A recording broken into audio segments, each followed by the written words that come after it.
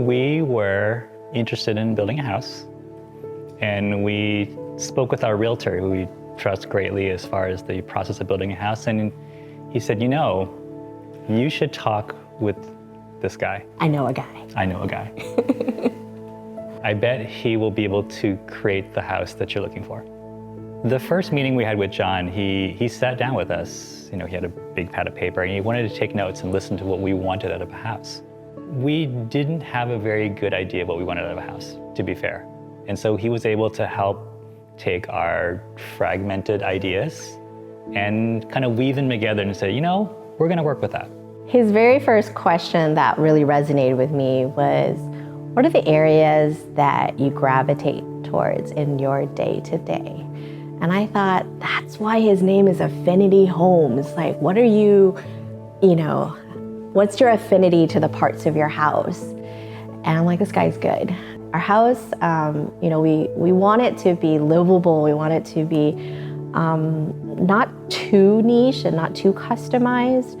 And there were certain elements such as having an ancestral altar. There were elements such as Feng Shui. And he didn't judge us. He didn't wrinkle his nose and say, that's not gonna sell.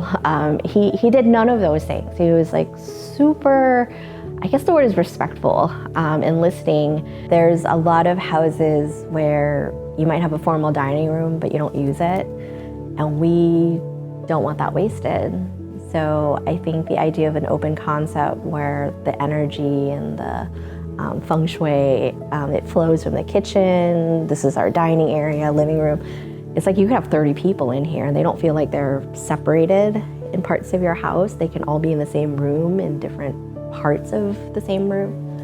And so I think that that design part of it was intentional. He understood that we needed that. I mean, we have sinks that are facing each other, so if you want to do an Iron Chef duel, that's pretty cool. There's just so much. I guess that's a good problem to have. I like all parts of my house. There's not one favorite part. The balcony is very nice. I mean, we named the house the Juliette because of that grand balcony up there. And I know a lot of people have asked us, this is an amazing master bedroom. And it's not actually. This is an area that we have for recreation for our family. And most of it will be used for crafting. And there's a paper crafter. And so we envisioned that our children would spend time up there, designing, creating things with us, and being have a place where they could just feel comfortable to create and design and not be relegated to their own rooms, their own little place. I immigrated to this country when I was 3, and I remember driving around with my parents as a weekend activity, look at these beautiful houses and to say, will I ever make it in America? Will I ever have something this beautiful for myself? And then coming into this house, because you haven't moved in yet, so there's not your stuff, and you're just like, gee, what a beautiful house. And then there's that split second, and you're like, and it's my house, I already bought it. I'm not shopping for a house. And then that satisfaction that like, I made it, Mom. Like, I built this house, I arrived. That's a beautiful feeling. I don't know how else to describe that, because it isn't like a cabinet selection or, the stove or anything. It's that I can't believe that this is part of that American dream that I've been working towards.